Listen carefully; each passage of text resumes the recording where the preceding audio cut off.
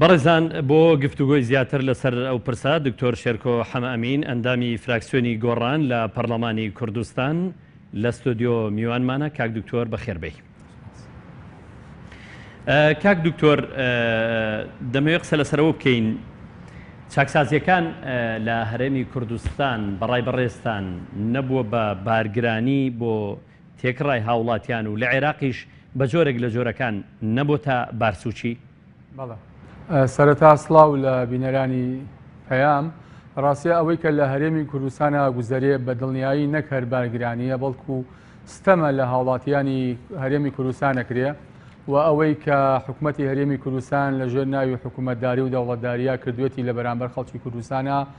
نەک هەر نەیتوانی و ئیلتیزاماتی خۆی بەرامبەر بە خەڵکی هەرێمی کوردستان جێبەجێ بکە، بەڵکو سەر ڕای ئەوە دنیایە قەیران و دنیایە بارگرانی و دنیایە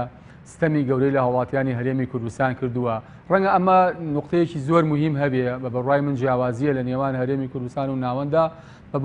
هەڵبەتەوە بۆچوونی من ئەوەی کە لە هەرێمی کوردستانە هەیە ڕەنگە لە فۆرما یاخود لە شکڵا یاخود لە ڕووکەشا حکوومەتە، بەڵام ئەسڵ لێرە حیزب حکومەکە و حیزب لەسەر و هەموو شتێکەوەیە و حیزب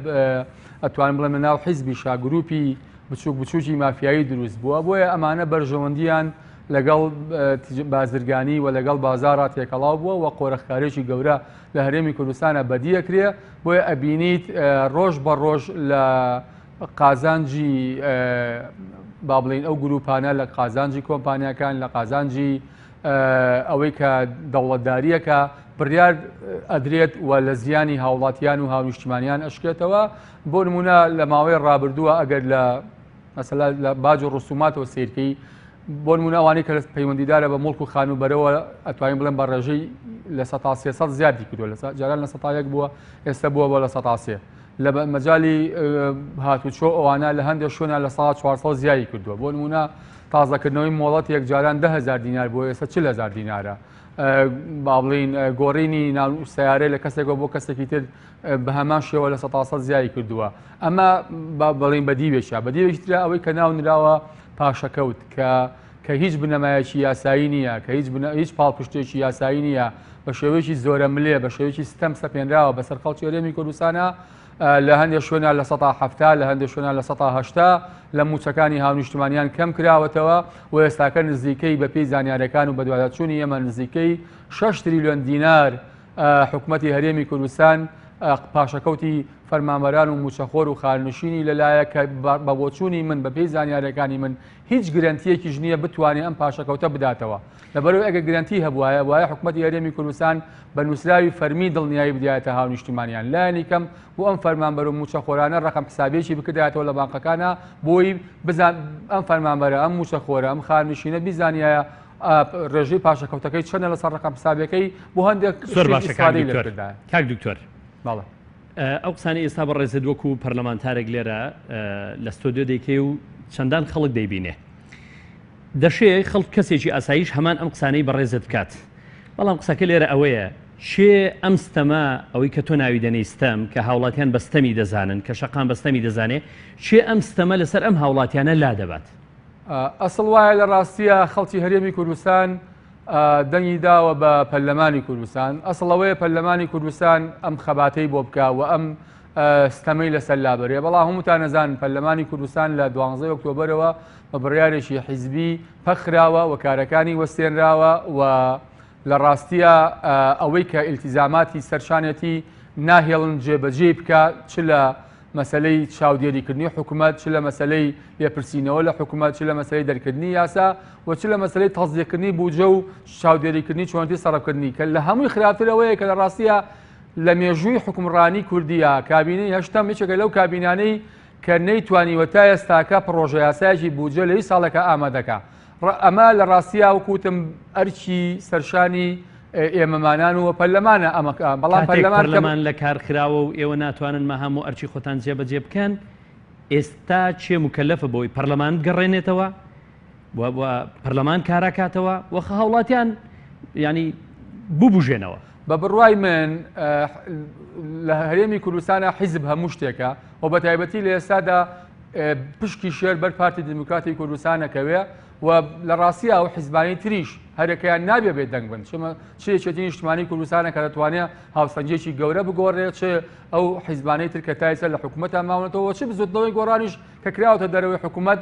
و ڕێکخراوەکانی کۆمەڵی مەدەنی هەموو ئەمانە بێ فشار بن بە تایبەتی حیزب لە هەرێمی کوردستانەوە بڕای نەتوانێت فشارێکی گەورە دروستکە چونکە لە ڕاستیە هاوڵاتیانی هەرێمی کوردستان ڕاستە بێدەنگن ڕاستە تەحەمولیان کردووە بەڵام ئەمە ئەو پەڕی هەستکردن بە بەرپرسیارەتیە لەلایەن هاوڵاتیانی هەرێمی کوردستانەوە کە ئەزانن جۆرێک لە سەقامژیری ئەو پەڕی هەستکردنە بە بەرپرسیارەتی و قەناعەتی هاوڵاتیانەدان بە خۆداگرتنی هاوڵاتیانە یان هاوڵاتیانی هەرێمی کوردستان متمانیان بە پارتەکان نیە کە پژگیریان ناکەن لە هەر هەوڵێکدا لە ڕاستیە بە بڕوای من هاوڵاتیانی کوردستان تا ئێستاکە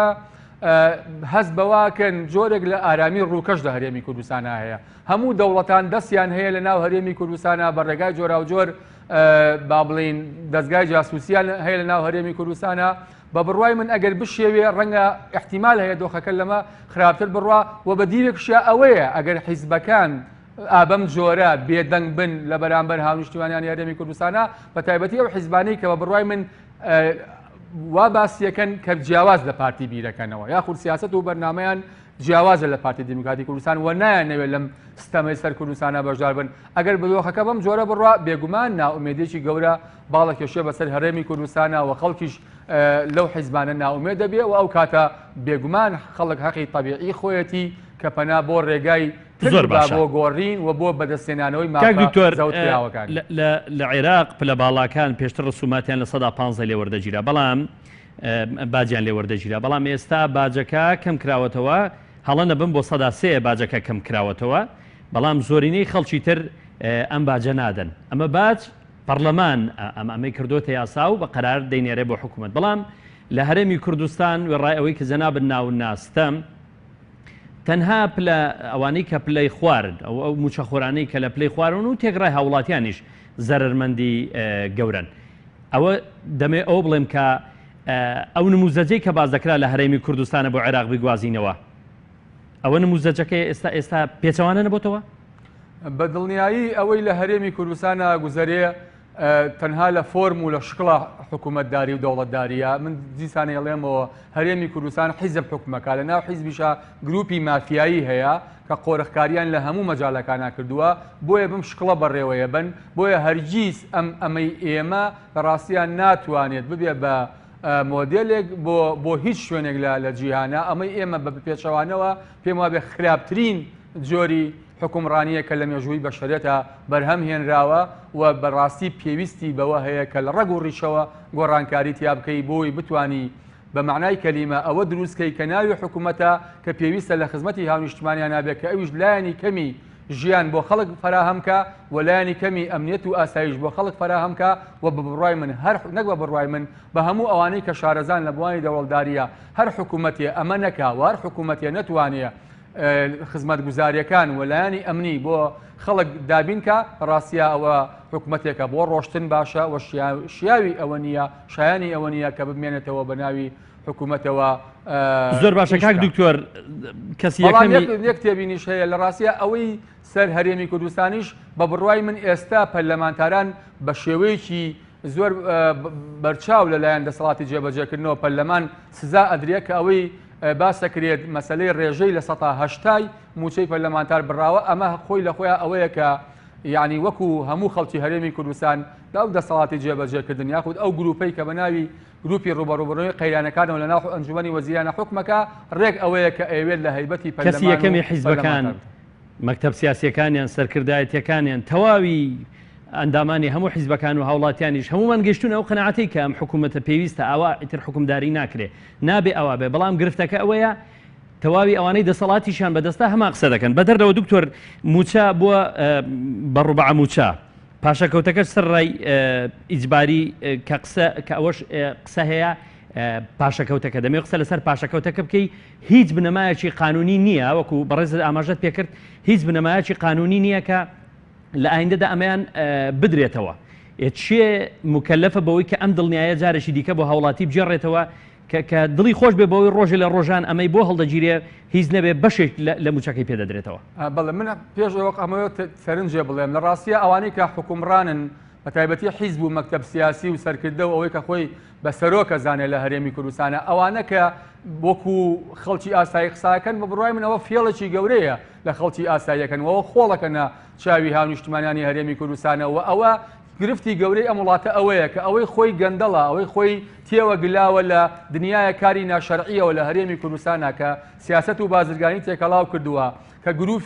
گروپی مافیایی و چەتەیی دروست کردو ئەوانەیەن قسە لەسەر چاکسازیەکەن و ئەوانە بەنیازن چاکسازی لە هەرێمی کوردستانەکەن کە ئەمە کارەساتە گەورەکەیە و لە ڕاستیە ئەمە ناکرێ قبول کرێ و من دڵنیام هاونیشتمانی هەرێمی کوردستان زۆر لەوە وشیارترن کە باوەڕ بەو قسەی ئەوانە بکەن کە بەناوی کە خۆیان گەندەڵن کە خۆیان پێویستیان بە گۆڕینە بەڵاویان باسی چاکسازیەکەن. زۆر باشە چێ مکەلەفە بەوەی ئەم پاشەکەوتە بژێڕێتەوە. ئەمە لە ڕاستیە ئەرچی سەرەکی ئێستا حکوومەتی هەرێمی کوردستانە وەزارەتی داراییە سەرۆکی ئەنجومەنی وەزیرانە جێگرەکەیەتی ئەوەی کە ناو نراوە لیژنەی ڕوبەڕووبوونەوەی قەیران لە ناو ئەنجومەنی وەزیرانە ئەمانە ئەبێت دڵنیایی تەواو بدەن چکەوەی کە کردویانە کارێکی زۆر نایاساییە و هیچ پاڵپشتێکی یاسایی نییە مەسلەی موچە و مەسلەی دەرماڵا بە تایبەتی موچە بە پێی یاسا ڕێگەخرێ و بە پێی یاساش دەبێت دەستکاری بکرێ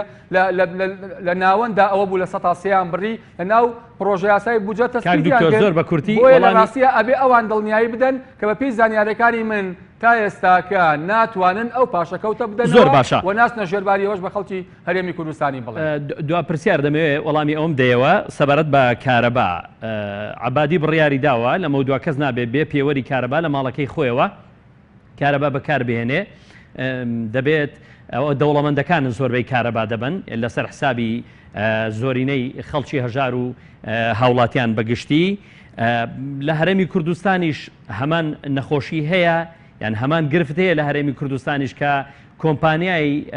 حیزبە دەسەڵاتدارەکان زۆرترین ڕێژەی کارەبا بن ڤێلا و شوقە و خانووی بەرپرسەکان زۆرترین کارەبا بن. بەڵێ بەتاکید ئەوە لە مانگی یەکیشەوە بە حساب لیژنەیەک دروستکراوە لە سەراستی ئەنجومەنی وەزیران دواتر بۆ وەزارەتی ناوخۆ دواتر بۆ یەکە کارجێڕەکان لە هەموو شوێنەکانە کە بەناوی لیژنەی نوێشتنی زیادەڕۆییە من دڵنیام تا ئێستا کە هیچیان نەکردووە چونکە لە وڵاتی ئێمە لە هەرێمی کوردستانە حیزب لەسەر و هەموو شتێکەوەیە و ئەو حیزبانە خۆیان ئەوانەی کە لە قیادەی حیزبەکانن لە ڕاستی ئەوانن کە سەرپێچێ گەورەکانەکەن ئەوانن کە بەشی هەرە زۆریان لەو بابەتن کە گەندەڵێ گەورەکانەکەن و گلاون بە بازرگانی و بەکاری خراپەوە بۆیە لە ڕاستیان لە ئاستی خوارەوە بینی دەسەوەسان ئەمێنێتەوە بەرامبەریان وەلا هەمووشی خراپتر ئەوەن کە ئێستاکە بەرەمێنانی کارەبا ومانەزانین دەستکەتی تایبەتە لە هەرێمی کوردستانە بەتەمان هەم فرۆشتنی کارەبا هەمیش بڵێ کۆکردنەوەی پارەی کارەبا ئەمەش بدەن بە کەرتی تایبەت کە ڕەنگە بێگومانە دەن بە کۆمپانیای حیزبێش کە ئەمەش خاڵێکی تری ئەوەیە کە دیسان باگرانێکی تر بۆ هەرێمی کوردستان دروستەکەن. من لێرەوە ڕایەک ئەواڵم ئەو لیژنەیە کەوە کوتم کە لە مانگێکەوە دروستکراوە من داوایان لێ یەکەم ئەگەر کارێکیان کردووە بەرهەمێکیان هەبووە لە بڕینی کارەبای زیادەڕۆیی